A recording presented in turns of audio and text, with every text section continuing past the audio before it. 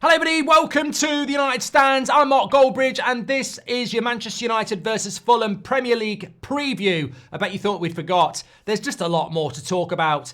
We will talk about Fulham and I'll tell you why I don't think we'll lose. But let me just start by saying they've only lost 2 games at home this season. We've only won 2 away. So it's going to be tough and it's going to be another game like the Brighton preview last week where I'm saying we're the underdogs. Did you know we're 7 points off Fulham in 10th? That means we're 7 points off mid-table, which means we're in big trouble. How has that situation happened? But before we get into that, let me just give you a little bit of breaking news. Well, not breaking news, latest news sort of coming in. It has come in. David Ornstein asked about the Garnacho situation today. I do think Garnacho has a very good chance of being a mover before the transfer deadline. So that's from probably the #1 transfer guru in the UK. And he is saying that there's a very big chance that Garnacho is going to go, which is a crying shame and is a big reason why I don't think he'll be in the team on Sunday, which is obviously, and you know, I feel absolutely devastated by this. Not necessarily the Garnacho thing, just the symbolisation of it, as I said.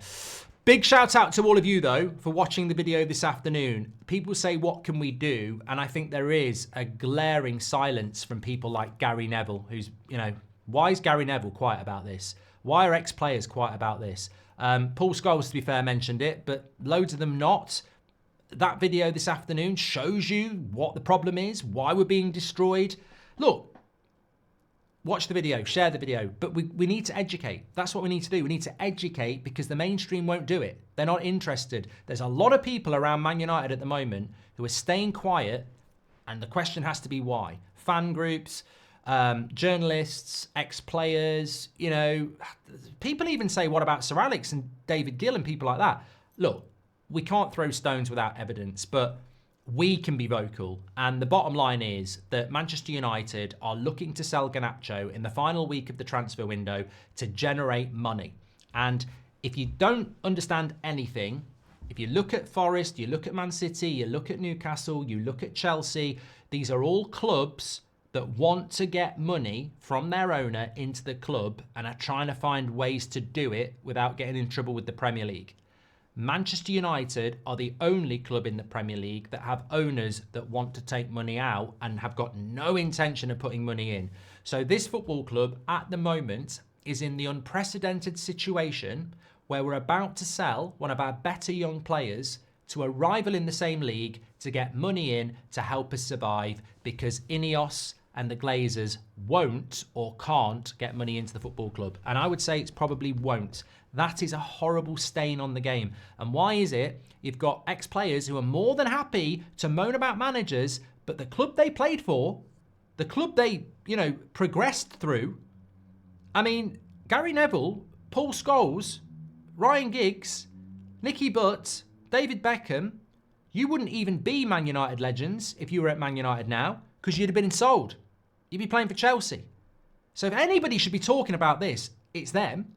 And that's the reality of the situation. It's heartbreaking what the Glazers and now the Ineos are doing to this football club.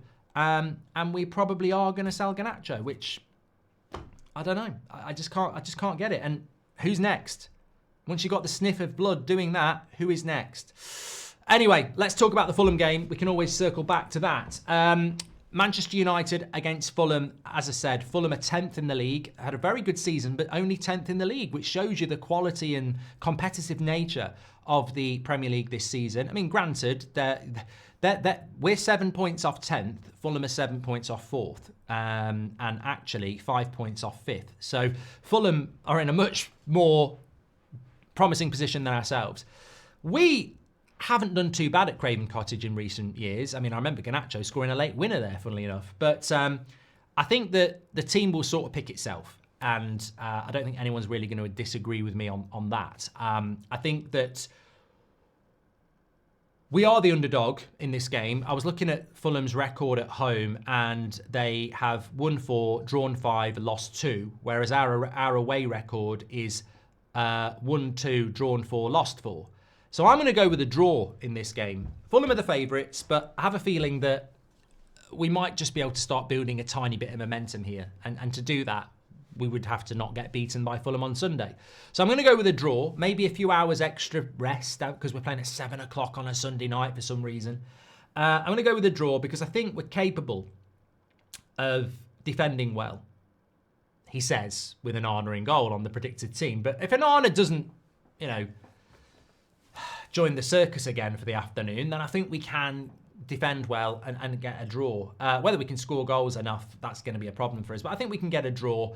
But I concede Fulham will be favourites. There's no doubt about that. Talking about the team, let me know your score predictions and why. Also, tell me what your thoughts are about the team. I'm going to give you mine, but let me just go through what I predict Amorim will do. I would make 2 significant changes to this team. But this is why I think he'll go with this team. So Onana will be in goal. I think it should be Binder. I've just told you one of mine. I think it should be Binder, but Onana will go in goal because of what Amorim said in the press conference, that was rotation and they're sticking with Onana. So Onana will be in goal. Fullbacks-wise, he's got to go with Mazraoui and Dalot. We will be using wing-backs. I remember, actually, when we got Amorim and... there was always these arguments about wing-backs, and I would go, they're not wing-backs. He doesn't use wing-backs. He doesn't. When I look at Sporting, most of the time, his wide players are there to support the attack, to be a front five. We saw it against Man City in the Champions League at Sporting. When Man City didn't have the ball and Sporting had the ball, those 2 wide players, boom, off we go. And yeah, they're there to help the defence out, but sometimes they're wingers in his system, as we know. At United, that hasn't happened. It would be lying to say that Mazraoui and Dalot bomb forward and support the attack when we play them. They're wing-backs. And that's because, 1, he hasn't got the players to play the system. And 2, the players that he does have aren't that good, so he has to be quite defensive to stop us getting absolutely battered. So the only time we ever use this Amorim system properly, and even then we're only half using it properly, is when Ahmad plays on that side and does get forward. But even then on the left-hand side, it doesn't happen. So away to Fulham, their best player is probably Anthony Robinson. Yeah, it would be a bit silly to play with Ahmad there. So I think Mazraoui and Dalot makes a lot of sense if we're going to try and, not get beat. Martinez and Maguire pick themselves and will play. And then it's just about injury, really. I think Delit's injury is less than Yoro's, and I don't think either of them are that bad. But obviously, Yoro doesn't need to start if Delit's fit because you can play Maguire and Martinez anyway. Into the midfield, there is a case to play Collier. I think he is knocking on the door. And I don't know whether that's just because he's been doing really well, which he has, or just because Maino and Agate haven't been doing as well as we'd hope. But I think he will go with Maino and Agate because he didn't start them on Thursday. Fresh legs. Quick turnaround, it makes sense. But shout out to Collier. Eriksen, no way. No way. You can use Eriksen in home games like that, but you can't be using him away from home where you're going to have to defend a lot. He hasn't got the legs for it. And he played on Thursday night.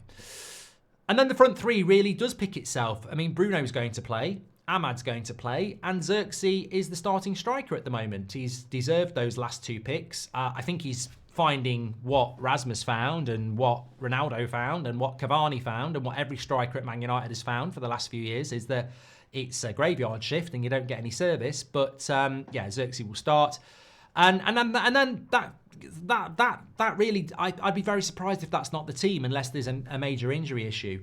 I think Amorim would like to be picking Garnacho in this game.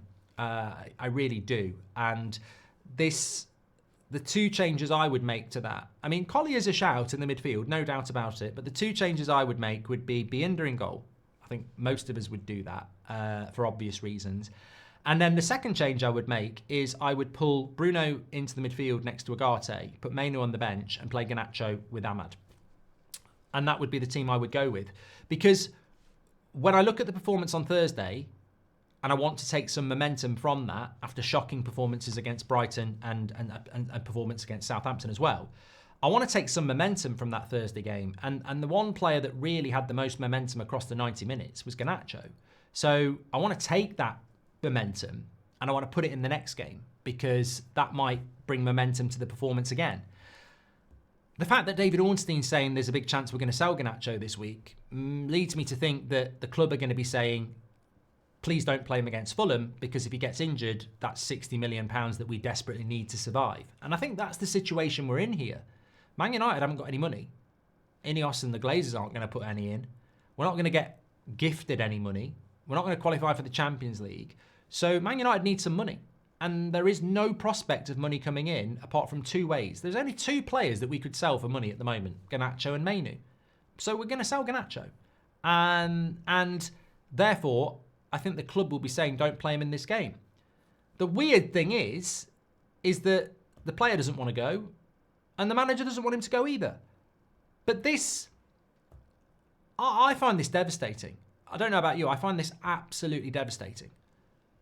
We are playing a game of football in Man United shirts, and I'm saying to you, there's a very big chance that one of the players that should be one of the first names on the sheet for this game, because of, well, anyway, but also because of how he played against Rangers, and we should be building momentum from the Rangers game, we're going to take one of our better players out because we're selling him to a rival this week, under value. Oh my Christ. I mean, that is what we've become.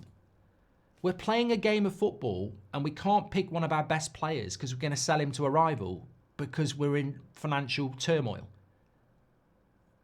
A lot of things have gone wrong at Manchester United over the last 10 years. But I never thought I'd be sat saying that we can't pick one of our best players because we're selling them to Chelsea. And I look at the club and who's running it, and I look at the sympathisers in that club, and I look at the people staying quiet, and I think, shame on you. Because we've had some bad stuff happen at this club, you know, rumours of Super Leagues, dividends, debt, etc. But hold on a minute. We're not picking one of our best young talents in a game he should be starting because we're selling him to Chelsea or wherever. And people want to tell me we're Manchester United. We're Everton. I remember Villa. Well, you can tell me in the chat. There'll be so many other times this has happened. But I remember this happening a few years ago. Well, quite a few years ago. James Milner was playing for Aston Villa at the start of the season. One of their better players. There was rumours about him going to Man City. He started the season, I think the first game, but obviously August to the end of the transfer window, September. And then it got to a point where it was like, are Villa going to pick him because Man City are going to do this deal? And then Villa lose one of their best players to Man City in the same league. But at that time, Villa weren't the Villa they are now. And Man City was starting to accumulate players. But it sends that message, Villa, on the scale of where clubs in this league are, Villa on the level of Man City. So if that's applicable to every other Everton who sell Barkley to Chelsea or Rooney to Man United or Stones to Man City, and Villa doing it then with Milner to Man City, and there's loads of other clubs who have done it, we're that club now. Nobody can argue with me. We're that club now. We are that club now who have a talented player, but we're selling it to a better club in the same league. And we're all being quiet about it. And I tell you what, if I've missed the boat here, you know, if Sir Jim Radcliffe's like, I've seen that video this afternoon on the United stand and I've seen what he said there and it's not true. Hey, Sir Jim, let's do the video, mate. You can sit there and talk to this community. I won't even say anything back if you want, if that's what you're scared of. But you won't do it because you know we're right. We've been saying this to the Glazers for years. They would never do it as well. Any of these journalists that want to ridicule what we're saying, come on, let's go. Any ex-player, come on, let's go. At least we're talking about it. At least we're exposing what it is. This is not Manchester United. This is not Manchester United. Cutting money to charities is not Manchester United. Raising ticket prices because Fulham do it, that's not Man United. We know what the Glazers are and they shouldn't be here. And why they're still here, because we failed. But Sir Jim was talking about putting the Manchester back into Manchester United. It's not Manchester United to sell young players. It's not Manchester United to become like Everton, selling your best players to survive. It's not Manchester United to rip their fans off by increasing ticket prices or reducing, sacking legends and stuff like that. This is not football. We've looked at Man City and said, it's a soulless football club built on mercenary decisions. I look at it and I go, people didn't want Qatar because they felt it would be like Man City. So they wanted Sir Jim. Sir Jim's come in and is ripping up everything about what Man United is. This is not Manchester United to do this. I don't want a club that's selling players to bloody Chelsea. I don't want a club that's selling young players that could grow and be really good. I don't want that. What is this? The soul's being ripped out of this football club. Thanks everyone for watching. Make sure you smash a like on the video, get your comments in below. I'll speak to you in a bit.